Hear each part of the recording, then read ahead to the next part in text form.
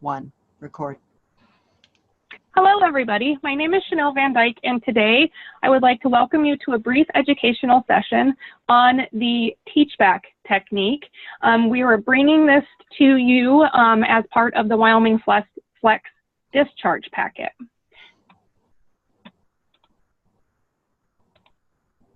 So first off, what is teach-back? The teach-back method is a way of checking understanding by asking patients to state in their own words what they need to know or do about their health.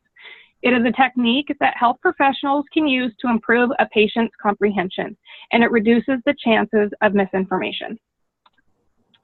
So teach-back can be accomplished in a few simple steps. Step 1, you're going to explain the concept of a diagnosis or treatment plan to your patient. You need to be mindful of the amount of information conveyed after each step, and the information should be broken into smaller pieces to avoid any confusion. Step 2, you're going to assess your patient's recall and understanding by asking them to explain what you said, but in their own words. Step 3, if the patient does not understand, you need to repeat steps 1 and 2 until the patient can demonstrate a clear understanding of the information that you're presenting to them. And finally, step 4, if the patient has understood the information, then you can move on and introduce the next concept, whatever that might be, as part of their care plan. Right now, we're going to provide you a teach-back audio demo. Well, hello, Mrs. Jane Doe. How are you doing? I am so ready to go home, doctor, but I appreciate you asking. Well, I've got some good news. Your MRI was negative, which actually is great news because this means you did not have a stroke. You had what we call a syncopal episode, which was due to dehydration, which means that your body wasn't able to get enough blood to your brain, which is why you passed out. And you got dehydrated because your sugars are high from your diabetes. And when that happens, it causes your body to urinate and use the bathroom a lot, which causes the dehydration. And as we have discussed and talked over the last couple of days since you've been in the hospital, you do suffer from COPD, which is a lung disease that makes it hard to breathe. And you also suffer from CHF, which is a condition that makes it so your heart muscles don't pump blood as well as they should. So it's very important that you understand these medical conditions before you go home today. So there are a few things that we would like to discuss further before you get discharged today. Okay, so I think my primary problem is diabetes, which is the high sugar problem. Yes, that is correct. And what are some other medical problems that you also have? Well, so now I have been diagnosed with COPD, which is a lung problem, and CHF, which is a heart problem, and cholesterol, right? That is correct. Because we have been talking about these medical conditions the last couple of days, we've been doing that so that you would feel empowered by having a better understanding of the medical issues you have. So let's go over your medicines, which I know at first it might be overwhelming, but I have tried my best to trim it down. So for starters, you are on Lantus and Novolog insulin for your diabetes, which I believe your daughter has been educated on how to give you in case of an emergency. These two here are your inhaler prescriptions, which I believe the respiratory therapist came in and showed you how to use, and these are for your COPD. And finally, here is your metoprolol and your Lasix, which is for your CHF and your cholesterol. Now, I would like for you to please tell me in your own words what medicines you are on and for what. So I'm on Lantus and Novolog insulin for my diabetes. And yes, my daughter's been educated on how to give me the insulin. She feels really good about it. Now I have 2 inhalers for my COPD, and I know how to use those. I feel comfortable with that. And I'm on metoprolol and Lasix for my CHF and cholesterol. So that's a lot of medications, and the respiratory therapist talked to me about it. But I still feel like I'm going to be taking a lot of medications. But thank you for helping me understand them. You are very welcome. It is my pleasure. And we have a whole team of staff here to answer any questions at any time during your stay here before you're discharged home, and then also after you go home. So at any point, feel free to call us if you have any questions or you get confused about your medications after you're discharged home.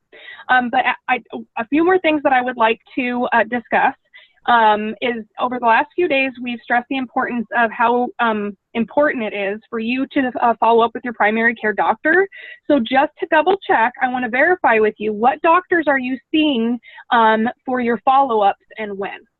Yeah, thank you. So I see my general doctor, Dr. Smith, on Thursday at 3 p.m. for my diabetes. And then Dr. Anderson in 2 to 3 weeks for my COPD, and Dr. Williams in 2 to 3 weeks for my CHF. That is very good. So just to make sure, you should see Dr. Williams for your CHF regularly and keep a regular appointment with him, just as things move along with your health care. And then, of course, Dr. Williams will provide you with additional information on how often you need to be seeing him. Aside from that, we will have a nurse contact you in 72 hours just to check in on you, see how things are doing. However, if at any point there are problems or causes for concern before then, like I stated previously with your medications, you can call the nurses, you can call the IPC doctor, who is Dr. Jones. And then we'll also, in addition to that, be arranging for a home health nurse to come to your home and help both you and your daughter with this transition from the hospital to your home. Especially now with your diabetes, the education is important, so we want to make sure that you are doing well. Thank you. Wow, that's great. I'm happy to hear that. Thank you, doctor. You are very welcome, and just know that we have a whole team here that's happy to help you once you've gone home. Our care doesn't end with just you being discharged. Okay, so that concludes our audio demo for this educational event. But before we wrap up, I just want to kind of summarize a few things related to the teach back. What you want to do is you want to ask in a non-shaming way for the individual to explain in his or her own words what was understood. So as you could tell from the skit, the doctor was providing more clinical information, but in terms that the patient could understand, while asking and empowering the patient to repeat back what they were understanding. So an example would be I want to be sure that I did a good job of teaching you today and how to stay safe after you go home. So could you please tell me in your own words the reasons you should call the doctor? Perfect example. And then you want to make sure you explain the needed information to both the patient and or their family. So again, going back to the skit, you could tell that there was some conversation involving the patient's daughter and making sure they had an understanding of how to use the insulin in the event of an emergency. You do not want your patient to view the teach back as a test though, but rather a performance review, how well you explained the concept and the information to them. So you can place the responsibility on yourself, and then you want to make sure you slow down when speaking to the patient and the family, and then break the message into short statements. Always be sure to pause and use plain language. And then finally, you want to stop and check for understanding using teach back after each teaching segment. So again, going back to the skit, you could see going back and forth where they were talking about medical conditions, then they went to talking about medicines, and then they were talking about follow-ups, and then home care. So if there is a gap though, you need to make sure you review that information again until the patient has a clear understanding.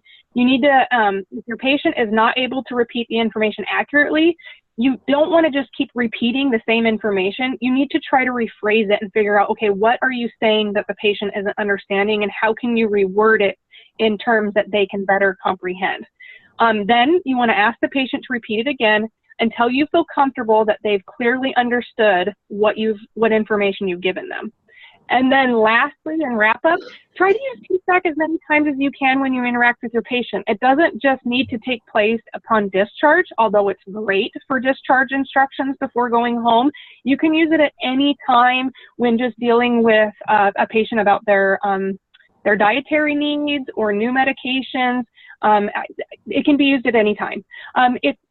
That concludes our education for today, but if you do have any questions related to the discharge packet or instructions that Wyoming Flex is providing, or questions related to teach back, please feel free to reach out to Kyle Cameron, Rochelle Spinarski, and or myself. Thank you, and that concludes our educational session for today.